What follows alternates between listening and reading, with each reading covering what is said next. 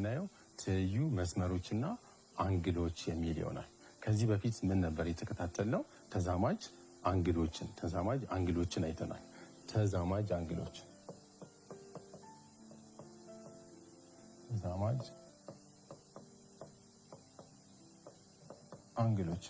እዚህ ተዛማጅ አንግሎች የምንላቸው ጉርብት አንግሎች፣ ጀርባ አንግሎች፣ ቀጥ አሟይ አንግሎች እና ደግሞ ዝርግ አሟይ አንግሎች እንደሆነ ከዚህ በፊት ተነጋግረናል ማለት ነው።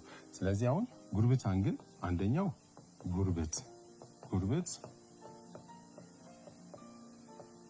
አንግሎች ናቸው። ጉርብት አንግሎች የምንላቸው የትኞቹን ነው?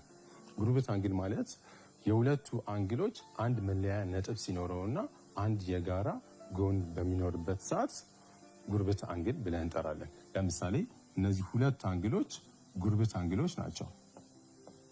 ይሄኛውና እዚህ ጋር ያለው አንግል ጉርብት የሆኑ አንግሎች ናቸው። ምክንያቱም የሁለቱ አንግሎች መለያ ነጥባቸው እችኛዋ ነች። የሁለቱ አንግሎች ደግሞ የጋራ የሆነ ጎን አላቸው ማለት ነው። ስለዚህ አሁን ይሄንን አንግል ሀ ይሄንን አንግል ለ ብዬ ብሰየመው አንግል ሀ እና አንግል ለ ጉርብት አንግሎች ናቸው ማለት ነው። ጉርብት አንግሎች የምንላቸው ያው መለያ ነጥባቸው የጋራ የሆነ እንደገና ደግሞ አንድ የጋራ ጎን ሲኖራቸው ነው ማለት ነው። ሁለተኛው ያየነው በባለፈው ክፍለ ጊዜያችን ጀርባ አንግሎች ናቸው። ጀርባ አንግሎች ጀርባ አንግሎች ደግሞ የምንላቸው ሁለት ቀጥታ የሆኑ መስመሮች ሲቋረጡ ጉርብት ያልሆኑት አንግሎች ጀርባ አንግሎች ብለን እንጠራቸዋለን። ያው እንደምታዩት እዚህ ጋር ሁለት ቀጥታ መስመሮች ተቆራርጠዋል። እነዚህ ሁለት ቀጥታ የሆኑ መስመሮች ሲቆራረጡ አራት አንግሎች ተፈጥረዋል። እነዚህ ሁለት አንግሎች ጀርባ አንግሎች ናቸው። ምክንያቱም ከአራቱ አንግሎች ጉርብት ያልሆኑት እነዚህ ሁለቱ ጥንዶቹ ናቸው ማለት ነው። ሌላ ደግሞ እዚህ ጋር ያለው አንግልና እዚህ ጋር ያለው አንግልም ጀርባ አንግል ነው። ምክንያቱም ጉርብት አንግል ስላልሆኑ ማለት ነው። ስለዚህ ሁለት መስመሮች ተቆራርጠው ጉርብት ያልሆኑት አንግሎች ምን ብለን እንጠራቸዋለን? ጀርባ አንግሎች ብለን እንጠራቸዋለን። ለምሳሌ አሁን ይሄንን ሀ ለ ሐመር ውሃ እና መብይ ብሰይመው ሀ እና ሐመር ውሃ ጀርባ አንግሎች ናቸው።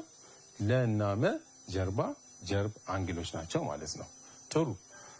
ሶስተኛው ቀጥ አሟይ ነው።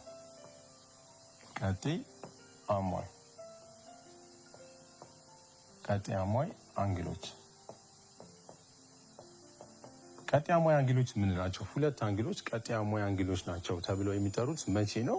የሁለቱ አንግሎች ልኬት ድምር 90 ዲግሪ የሚሰጠን ከሆነ። እዚህ አንግል ሀ ለምሳሌ አንደኛው አንግል ቢሆን አንግል ለ ሁለተኛው አንግላችን ቢሆን እነዚህ ሁለት አንግሎች ስንደምር ድምር ውጤቱ 90 ዲግሪ የሚሰጣችሁ ከሆነ ሀ እና ለ ምን ተብለው ይጠራሉ? ቀጥ አሟይ አንግሎች ተብለው ይጠራሉ ማለት ነው። ስለዚህ ቀጥ አሟይ አንግሎች የምንላቸው ድምር ውጤታቸው 90 ዲግሪ ከሆነ ነው ማለት ነው። ለምሳሌ 30ን ከወሰድኩ 60ን እንወስዳለን ማለት ነው። 30 እና 60 ሲደመር ድምሩ ስንት ስለሆነ 90 ዲግሪ ስለሚሰጠን 20 ዲግሪ ከወሰድኩ 70 ዲግሪ እንወስዳለን ማለት ነው። 20 እና 70ን ስንወስድ 90 ዲግሪ ስለሚሰጠን ማለት ነው። ስለዚህ ሁለቱን ስንደምር ድምር ውጤቱ 90 ዲግሪ የሚሆን ከሆነ ሁለቱ አንግሎች ቀጥ አሟይ ተብለው ይጠራሉ። አራተኛው ዝርግ አሟይ ነው። ዝርግ አሟይ አንግሎች።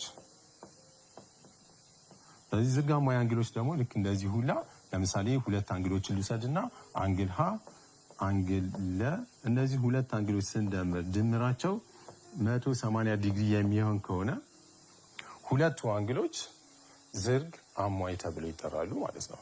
ስለዚህ የሁለቱ አንግሎች ድምር ውጤት ዝርግ የሚሰጠን ከሆነ እንደዚህ አይነት የሚሰጠን ከሆነ አሁን ይሄ ዝርግ መጠኑ በፕሮትራክተር ብንለካው 180 ዲግሪ ነው። ሁለት ቦታ ብከፍለው እዚህ ጋር ሀ እዚህ ጋር ለ ቢኖረኝ የሀ እና የለ ድምር ውጤት 180 ዲግሪ ይሰጠናል ማለት ነው። ስለዚህ ሁለቱ አንግሎች ዝርግ አሟይ ብለን እንጠራቸዋለን ማለት ነው። ጥሩ። በዛሬው ክፍለ ጊዜያችን የምናየው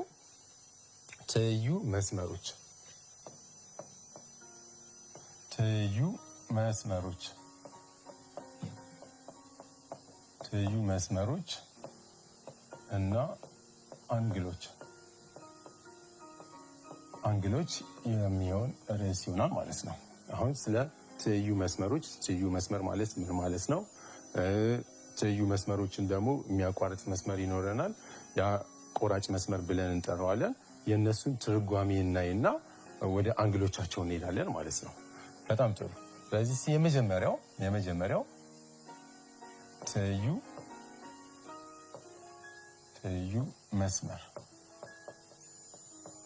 ትይዩ መስመር ማለት ምን ማለት ነው? በአንድ ጠለል ላይ ሁለት መስመሮች በየትኛውም ጊዜ የማይቋረጡ ከሆነ ሁለቱ መስመሮች ምን ብለን እንጠራቸዋለን? ትይዩ መስመሮች ብለን እንጠራቸዋለን። ስለዚህ አሁን ትርጓሜው ምንድነው የሚሆነው ማለት ነው? በአንድ ጠለል ላይ ያሉ ሁለት መስመሮች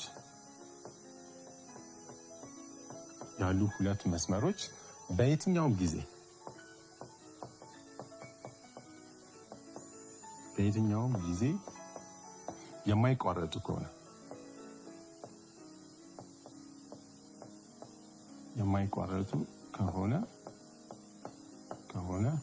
ሁለቱ መስመሮች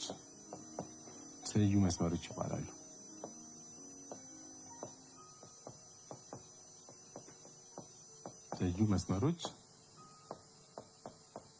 ይባላሉ።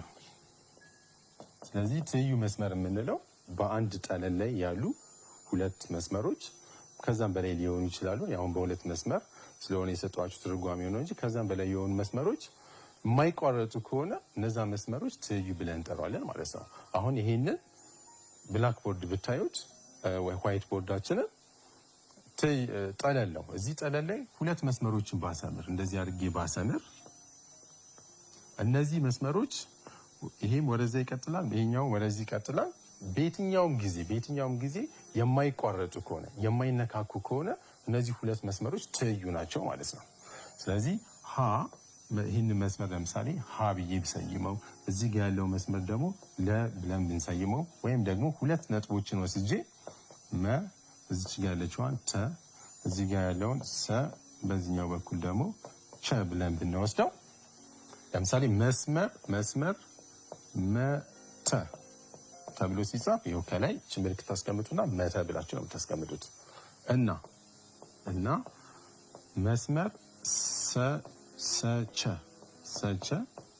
ሁለቱ መስመሮች ትይዩ ናቸው ብለን ስንጽፍ ባጭሩ የምናስቀምጠው እንዲህ ብለን ነው። መስመር መተ ትይዩ ነው የሚለው ምልክት ይኸው በዚህ ምልክት ታስቀምጣላችሁ ማለት ነው። እኩል በሆኑ መስመሮች እንዲያርግ ያስቀምጠዋለሁ ማለት ነው። ስታነቡት ግን ምን ብላችሁ ነው የምታነቡት? መስመር መተ ትይዩ ነው ከመስመር ሰቸ ጋር። ስለዚህ ትይዩ የምንላቸው መስመሮች በየትኛውም ጊዜ በአንድ ጠለል ላይ በየትኛውም ጊዜ ሊቋረጡ የማይችሉ መስመሮች ናቸው ማለት ነው። ጥሩ።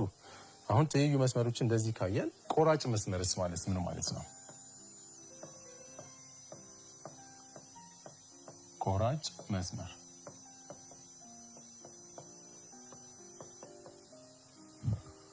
ሁለት መስመሮችን ወይም ደግሞ ከዛ በላይ የሆኑ መስመሮችን በአንድ ጊዜ ሊያቋርጥልን የሚችል መስመር ምን ብለን እንጠራዋለን? ቆራጭ መስመር ተብሎ ይጠራል። አሁን እንዲህ አይነት መስመሮች ቢኖሩ ለምሳሌ ሁለት መስመሮች ቢኖሩ ይሄንን መስመር ሊያቋርጥልን የሚችል እንዲህ አይነት መስመር ቢኖረ ይሄ መስመር ምንድነው ማለት ነው? ቆራጭ መስመር ነው ማለት ነው። ምክንያቱም ሁለቱም መስመሮች አቋርጦ ስለሄደ ማለት ነው። ስለዚህ የቆራጭ መስመር ትርጓሜው ምን ማለት ነው ማለት ነው? ሁለትና ከዛ በላይ የሆኑ መስመሮችን ቀጥታ መስመሮችን የሚያቋርጥ ሌላ ቀጥታ መስመር ምን ተብሎ ይጠራል? ቆራጭ መስመር።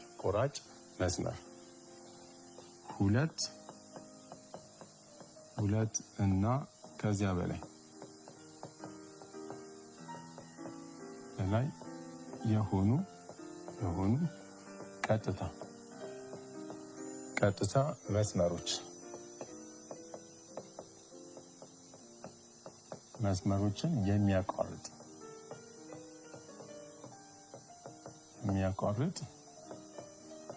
ቀጥታ መስመር ቆራጭ መስመር ይባላል። ቆራጭ መስመር ይባላል። አሁን እዚህ በሰጠዋችሁ ውስጥ ለምሳሌ ይሄ መስመር መ ብለን ብንሰይመው እዚህ ጋር ያለው መስመር ደግሞ መስመር ሰ፣ እዚህ ጋር ያለው መስመር በ ቢሆን ከነዚህ ውስጥ ቆራጭ የሆነው መስመር የትኛው ነው ማለት ነው? መስመር በቆራጭ ነው ማለት ነው። ጥሩ። ስለዚህ መስመር በቆራጭ መስመር ነው።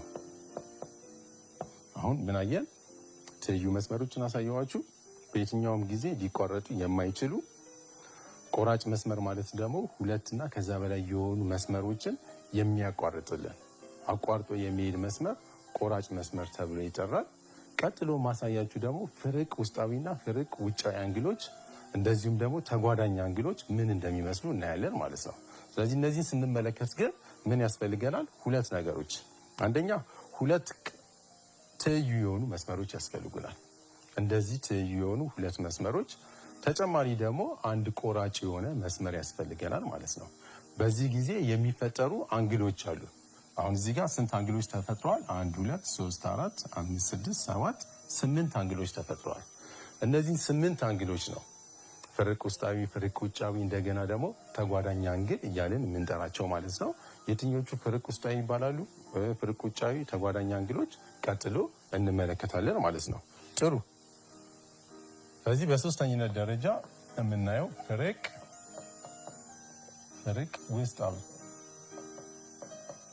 ውስጣዊ እና ፍርቅ ውጫዊ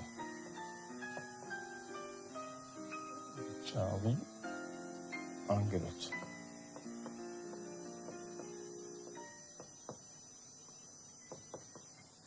የዚህን ትርጓሜ ቀድመን እናያለን። ፍርቅ ማስታወሻ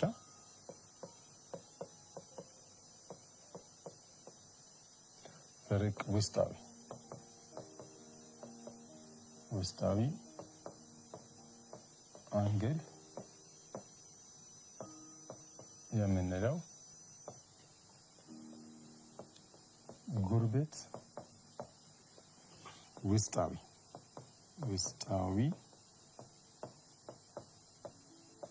አንግል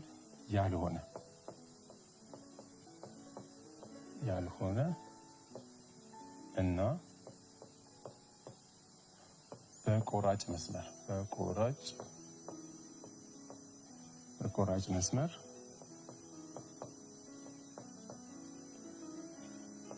በተቃራኒ ጎን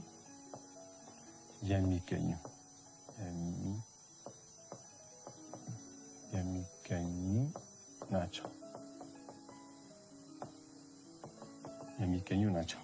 ጥሩ። ስለዚህ አሁን ፍርቅ ውስጣዊ አንግሎች የምንላቸው ምን አይነት አንግሎችን ነው? ፍርቅ ውስጣዊ አንግሎች የምንላቸው ውስጣዊ አንግል ሆነው ውስጣዊ አንግሎች ናቸው። ነገር ግን በቆራጭ መስመር በተቃራኒ ጎን የሚገኙ፣ አሁን በምስል አሳያቸዋለሁ እዚህ ትርጓሜው እንዲገባችሁ ነው። በተቃራኒ ጎን የሚገኙ አንግሎች ምን ብለን እንጠራቸዋለን? ፍርቅ ውስጣዊ አንግሎች እንላቸዋለን። ጉርብት ያልሆኑ እንደገና ደግሞ በተቃራኒ ጎን የሚገኙ አንግሎች ፍርቅ ውስጣዊ አንግሎች ተብለው ይጠራሉ። በተመሳሳይ ሁኔታ ፍርቅ ውጫዊ አንግሎችን የምንላቸው እንደዚሁ ነው ማለት ነው። ፍርቅ ውጫዊ አንግሎች የምንላቸው ጉርብት አንግል ያልሆኑ እንደገና ደግሞ በቆራጭ መስመሩ በተቃራኒ ጎን የሚገኙ አንግሎች ፍርቅ ውጫዊ አንግሎች ብለን እንጠራቸዋለን። ስለዚህ የአንዱን ትርጓሜ ያስቀምጭላቸዋለሁ። በዚህ በተመሳሳይ ሁኔታ እናንተ ፍርቅ ውጫዊ በሚል ታስተካክሉታላችሁ ማለት ነው ሁለተኛውን። ጥሩ።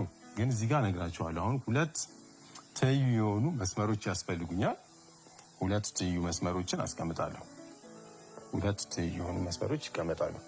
አንድ ቆራጭ መስመር ደግሞ እናስቀምጣለን። ይኸው ቆራጭ መስመራችን እዚህ ጋር አለ። ከዚህ ቆራጭ መስመሩን ሀ ብዬ ሰይመው ሁለቱን መስመሮች ደግሞ እዚህ ጋር መስመር መ እና መስመር ሰን በለው መስመር ሰ። ጥሩ። ስለዚህ አሁን ስንት አንግሎች ተፈጠሩ? እዚህ ጋር 8 አንግሎች ተፈጥረዋል። መስመር መና መስመር ሰ ትይዩ ናቸው።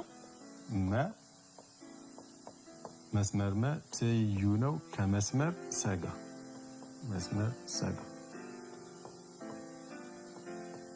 ከመስመር ሰጋ ትይዩ ናቸው። እንደገና ደግሞ መስመር ሀ ደግሞ ቆራጭ የሆነ መስመር ነው። ስለዚህ 8 አንግሎች ፈጥረናል። አንግል 1 2 3 4 5 6 7 8 ብዬ አንግሎቹን ሰይሜያቸዋለሁ ማለት ነው። እዚህ እንደምታዩት ስለዚህ ከነዚህ ከ8 አንግሎች የትኞቹ ጥንዶቹ ናቸው ፍርቅ ውስጣዊ የምንለው? በመጀመሪያ ደረጃ ውስጣዊ የሚለውን ትይዛላችሁ። ውስጣዊ። ስለዚህ ውጫዊ የሆኑ አንግሎችን አንነካ ማለት ነው። አሁን 1 2 7 8 ውጫዊ አንግሎች ናቸው። ውስጣዊ የሆኑት የትኞቹ ናቸው? 3 4 5 እና 6። ስለዚህ ፍርቅ ውስጣዊ ብዬ ማወራ ከሆነ ውስጣዊ የሆኑትን ብቻ ነው የምናየው ማለት ነው። አሁን ውስጣዊ አንግሎች 3 እና 4 5 እና 6 ናቸው። ከነዚህ ውስጥ ጉርብት ያልሆኑ አሁን ለምሳሌ 3 ከ4 ጋር ምንድነው ጉርብት የሆነ ውስጣዊ አንግል ነው። 5 እና 6 ጉርብት የሆነ ውስጣዊ አንግል ነው። ጉርብት ያልሆኑ እንደገና ደግሞ በቆራጭ መስመሩ በተቃራኒ ጎን የሚገኙ ያ ማለት ነው አንግል 3 ከአንግል 6 ጋር ማለት ነው። አንግል 3 እና አንግል 6 ፍርቅ ውስጣዊ አንግል ብለን እንጠራቸዋለን። እንደዚሁ አንግል 4 ከማጋ በተቃራኒ ጎን የሚገኘው አንግል 5 ስለሆነ ከአንግል 5 ጋር ፍርቅ ውስጣዊ አንግሎች ናቸው ማለት ነው። ፍርቅ ውጫዊውም ልክ እንደዚሁ ነው። በቃ ትርጓሜው እንደዚሁ ነው። ትርጓሜው የሚሆነው ምንድነው የምናደርገው? ውጫዊ የሆኑ አንግሎችን ብቻ ነው የምንወስደው ማለት ነው። ስለዚህ ውጫዊ የሆኑ አንግሎች እነማን ናቸው? 1 2 7 እና 8 ናቸው። ስለዚህ ከነዚህ ውስጥ ፍርቅ ብለን የምንጠራው ጉርብት ያልሆነ ለምሳሌ 1 ከ2 ጋር ጉርብት ነው። 7 ከ8 ጋር ጉርብት ነው። ስለዚህ ጉርብት ያልሆኑት ለምሳሌ የአንድ ጉርብት ያልሆነው 7 እና 8 ጉርብት አይደለም፣ ግን በተቃራኒ ጎን ስለሚላችሁ አንግል 1 ከአንግል 8 ጋር ፍርቅ ውጫዊ አንግል ነው ማለት ነው። አንግል 2 ከአንግል 7 ጋር ፍርቅ ውጫዊ አንግል ነው ማለት ነው። በጣም ጥሩ። ስለዚህ ይህንን ለማስቀመጥ ምን እናደርጋለን? መጀመሪያ ውስጣዊ የሆኑ አንግሎችን ውስጣዊ አንግሎች መለየት። ውስጣዊ የሆኑ አንግሎች እነማን ናቸው?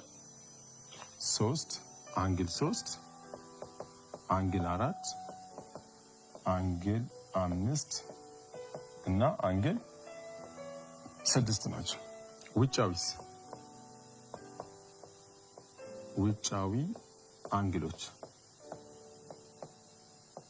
ውጫዊ አንግሎች የምንላቸው ደግሞ በውጭ በኩል ያሉት አንግል 1 አንግል 2 አንግል 7 አንግል 8 አንግል 1 አንግል 2 አንግል 7 እና አንግል 8 ናቸው። አሁን ውስጣዊና ውጫዊን ለይተን ይዘናል። ውስጣዊዎችን አውቄያለሁ፣ ውጫዊን አውቄያለሁ። ፍርቅ ካልኩ ደግሞ ፍርቅ ውስጣዊ አንግሎች ፍርቅ ውስጣዊ አንግሎች ደግሞ የሚባሉት የትኞቹ ናቸው? አንግል 3 ከአንግል 6 ጋር አንግል 3 እና አንግል 6 አንግል 4 እና አንግል 5 አንግል 4 እና አንግል 5 እነዚህ አንግሎች ፍርቅ ውስጣዊ አንግል ብለን እንጠራቸዋለን ማለት ነው። ጥንድ የሆኑትን ፍርቅ ውስጣዊ አንግል ብለን እንጠራዋለን። እሺ ጥሩ። ፍርቅ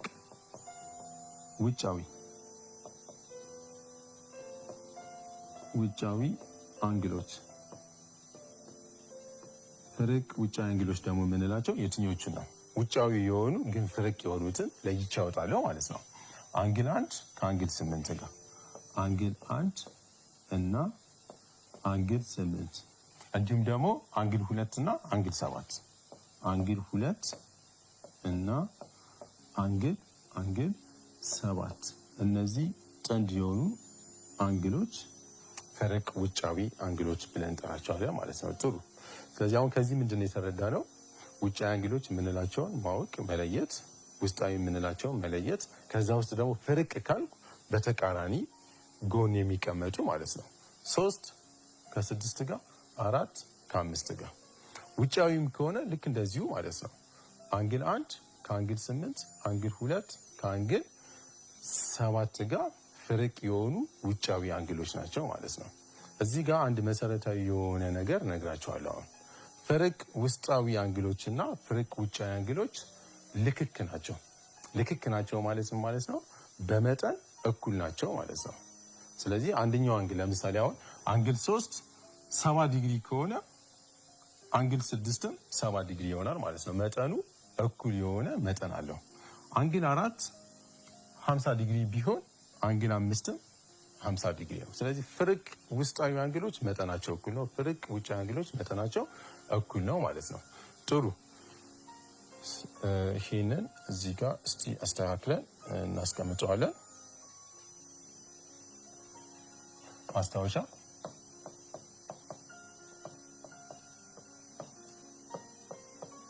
ፈረቅ ውስጣዊ እና ፈረቅ ውጫዊ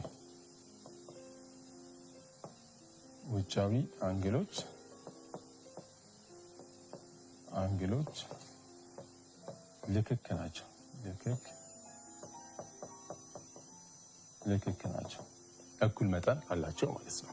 ያው ቅድም ባልኳችሁ መሰረት እዚህ ጋር አንዴ ልድገመውና 1 2 3 4 5 6 7 8 ቢሆን ፈረቅ የሆኑት ለምሳሌ እነማን ናቸው? አንግል 3 እና አንግል 6። ስለዚህ እነዚህ መጠናቸው እኩል ነው ማለት ነው ከአንግል 6 ጋር። አንግል 4 ከአንግል 5 ጋር እኩል ነው ማለት ነው ከአንግል 5 ጋር። እንደዚሁ ደግሞ ፈረቅ ውጫዊ የሆኑት ደግሞ እነማን ናቸው? አንግል 1 ከአንግል 8 ጋር። አንግል 1 እኩል ይሆናል አንግል 8። አንግል 2 እኩል ይሆናል አንግል 7። ስለዚህ ፈረቅ ውስጣዊ ፈረቅ ውጫዊ እኩል የሆነ መጠን አላቸው ማለት ነው። እነዚህ በደንብ መረዳት አለባችሁ። በጣም ጥሩ። እስቲ አሁን ደግሞ ተጓዳኝ አንግሎችን እኔ አራተኛው የሚሆነው እሱ ነው። ተጓዳኝ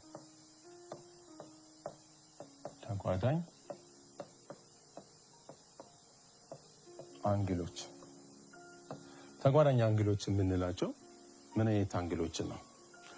ሁለት ትይዩ መስመሮች በአንድ ቆራጭ መስመር ሲቋረጡ ከሚፈጠሩት አንግሎች ውስጥ በተመሳሳይ ጎን ላይ ከሚገኙት ጉርብት ያልሆኑ አንዱ ውጫዊ ሲሆን ሌላኛው ደግሞ ውስጣዊ የሆነ አንግሎች ምን ብለን እንጠራቸዋለን? ተጓዳኝ አንግሎች ብለን እንጠራቸዋለን ማለት ነው። ስለዚህ ይህንን አሁን በአንድ ምስል ባሳያችሁ አሁን ያልኳችሁ መጽሐፋችሁ ላይ ትርጓሜውን ታገኙታላችሁ። ግን ደግምላችኋለሁ። ምን ማለት ነው? ሁለት ትይዩ መስመሮች በአንድ ቆራጭ መስመር ሲቋረጡ ከሚመሰረቱት አንግሎች ውስጥ በተመሳሳይ ጎን ላይ ጉርብት ያልሆኑ ብያቸዋለሁ። አንደኛ ጉርብት ያልሆኑ፣ ሁለተኛ በተመሳሳይ ጎን። ስለዚህ ተጓዳኝ አንግሎች ላይ ማየት ያለባችሁ ነገሮች ምን ናቸው? በተመሳሳይ መስመር ላይ መሆናቸው። ተመሳሳይ መስመር ላይ የሚገኙ አንግሎች ናቸው።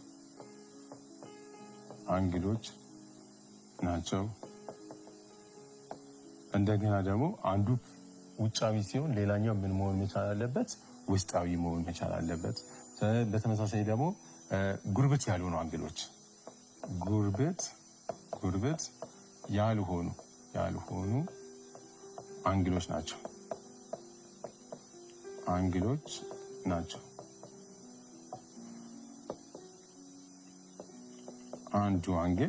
አንዱ አንግል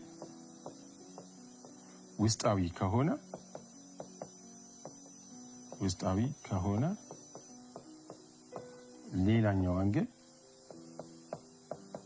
ሌላኛው አንግል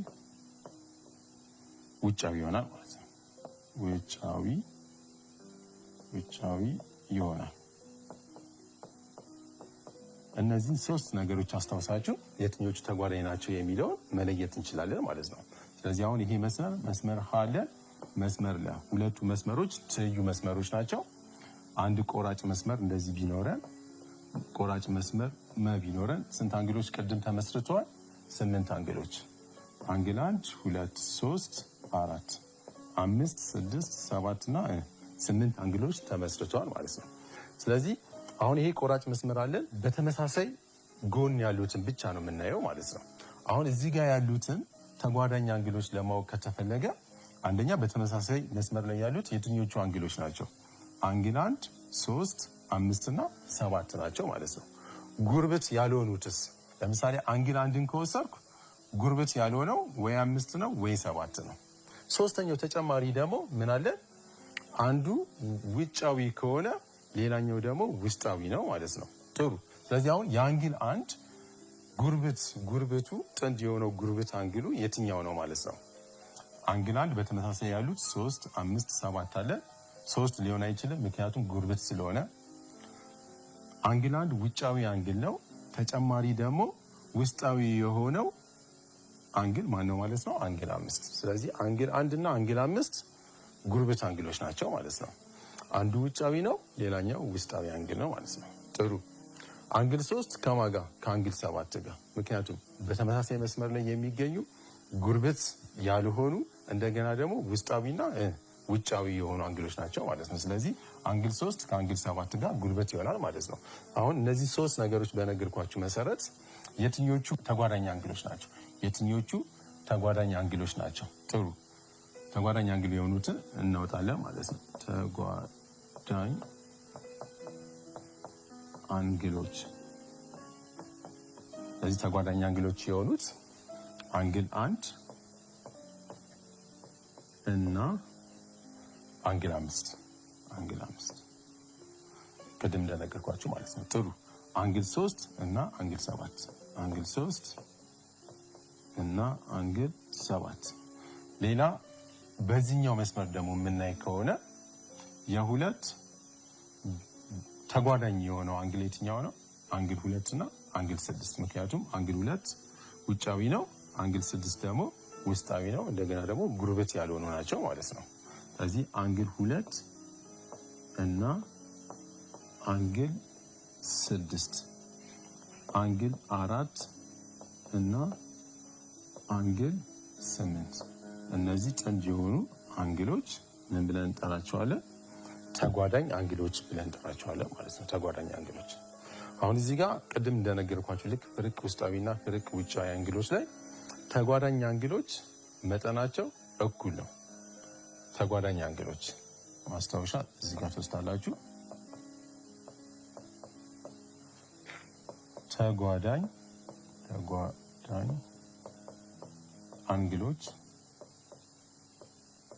አንግሎች እኩል መጠን አላቸው። እኩል መጠን አላቸው። አንግል 1 እኩል ይሆናል ከአንግል 5፣ አንግል 3 እኩል ይሆናል ከአንግል 7፣ አንግል 2 እኩል ይሆናል ከአንግል 6፣ አንግል 4 እኩል ይሆናል ከአንግል 8 ጋር። ስለዚህ ፍርቅ ውስጣዊ አንግሎች መጠናቸው እኩል ነው። ፍርቅ ውጫዊ አንግሎች መጠናቸው እኩል ነው።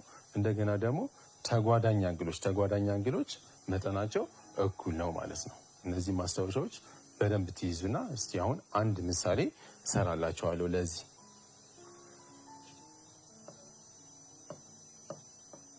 ምሳሌ የሚከተለውን ምስል በማየት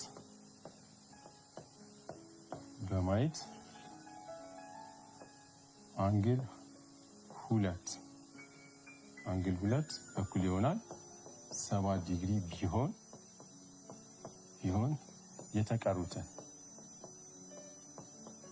የተቀሩትን አንግሎች ፈልጉ። አንግሎች ፈልጉ።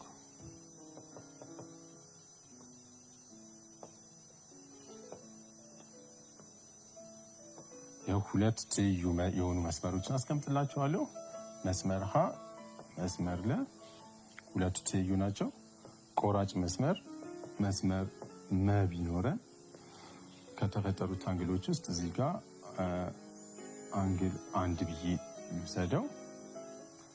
አንግል 2 3 4 5 6 7 8 ስለዚህ አሁን የአንግል 2 ዋጋ እዚህ ጋር ያለው ተሰጥቷቸዋል። አንግል 2 ስንት ነው የተሰጠ? 70 ዲግሪ ተሰጥቷቸዋል። 70 ዲግሪ የተቀሩትን ፈልጉን የተባላችሁት። ስለዚህ ይህንን ለመስራት ቅድም የተማርነውን ማስታወስ ነው የሚሆነው ማለት ነው። ፍርቅ ውስጣዊ አንግሎች መጠናቸው እኩል ነው። ፍርቅ ውጫዊ አንግሎች መጠናቸው እኩል ነው። ተጓዳኝ አንግሎች መጠናቸው እኩል ነው። እሱን በመመልከት መስራት እንችላለን። ለምሳሌ አሁን ይህንን አንግል የተወሰነው ልስራላችሁና ሌላውን እናንተ ትሞክራላችሁ። አንግል 2 እኩል ይሆናል 70 ዲግሪ ከሆነ የአንግል 2 ተጓዳኝ አንግሉ የትኛው ነው? አንግል 2 ተጓዳኝ የሚሆነው ከአንግል 6 ጋር ነው። ስለዚህ አንግል 2 እና አንግል 6 መጠናቸው እኩል ነው ማለት ነው። ስንት ነው? 70 ዲግሪ ይሆናል። አሁን እንዲህ ብላችሁ ትጽፉና አንግል 2 እና አንግል 6 70 ዲግሪ ናቸው ማለት ነው። ምክንያቱም ተጓዳኝ አንግሎች ስለሆኑ አንግል 2 እና አንግል 6 ተጓዳኝ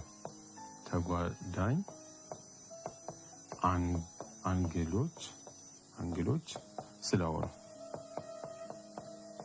ስለሆኑ ብላችሁ ምክንያቱን ማስቀመጥ ትችላላችሁ ማለት ነው። ስለዚህ ማንን አገኘውላችሁ? አንግል 6 አገኘን ማለት ነው። ሌላ አንግል 6 70 ከሆነ አንግል 7ን 70 ዲግሪ ይሆናል።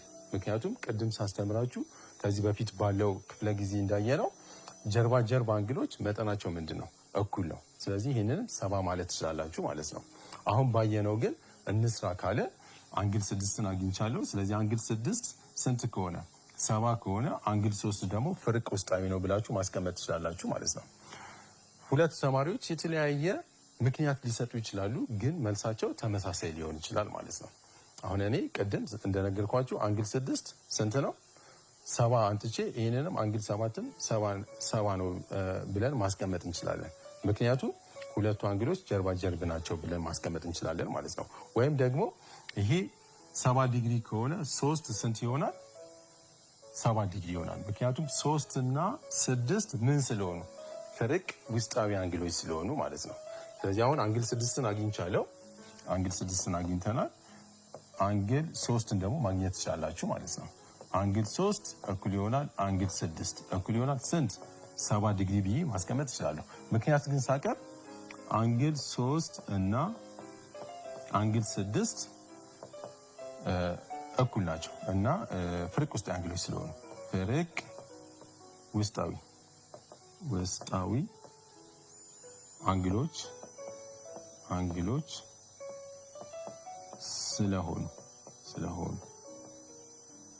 ስለሆኑ ብላችሁ ማስቀመጥ ትችላላችሁ።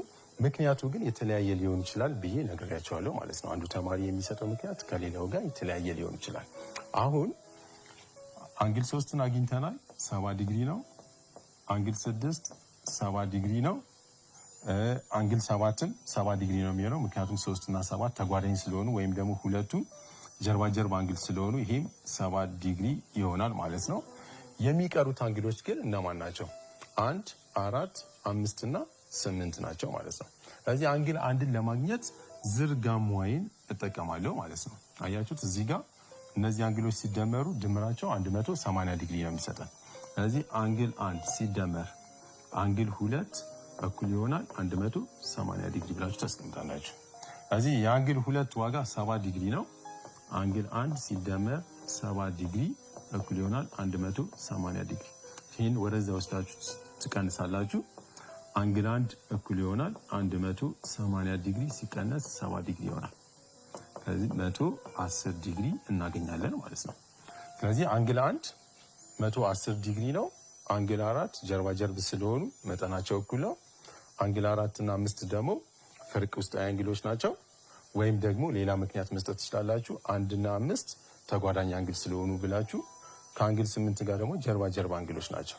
ስለዚህ የተለያየ ምክንያት ፈጥራችሁ ግን ትክክለኛ የሆነ ፍርቅ ውስጣዊ፣ ፍርቅ ውጫዊ፣ ጀርባ አንግሎች፣ ተጓዳኝ አንግሎች እያላችሁ እነዚህ ምክንያት በመስጠት ሌሎቹን አንግሎች ማግኘት ትችላላችሁ ማለት ነው። ስለዚህ ይሄ 110 ዲግሪ ነው። 4 110 ዲግሪ ይሆናል።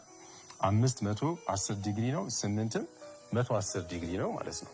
ስለዚህ የአንግሎቹ መጠን ከሁለት አንግሎች ውጪ ሊሆን አይችልም ማለት ነው። 70 እዚህ 70 እንደዚህ እያለ ነው የሚለው 70 ዲግሪ 70 ዲግሪ 70 ዲግሪ 70 ዲግሪ 110 ይሆናል ማለት ነው። ጥሩ። ሌሎችን ምክንያታቸውን እናንተ ታስቀምጣላችሁ ማለት ነው። በጣም ጥሩ። ስለዚህ በዛሬው ክፍለ ጊዜያችን ምንድን ነው ያየነው? ትይዩ መስመሮችና አንግሎች። ትይዩ መስመሮችና አንግሎች። ትይዩ መስመር ማለት ምን ማለት ነው? ቆራጭ መስመር ምን ማለት እንደሆነ ተመልክተናል። እንዲሁም ደግሞ ፍርቅ ውስጣዊ፣ ፍርቅ ውጫዊ፣ ተጓዳኝ አንግሎችን አይተናል ማለት ነው።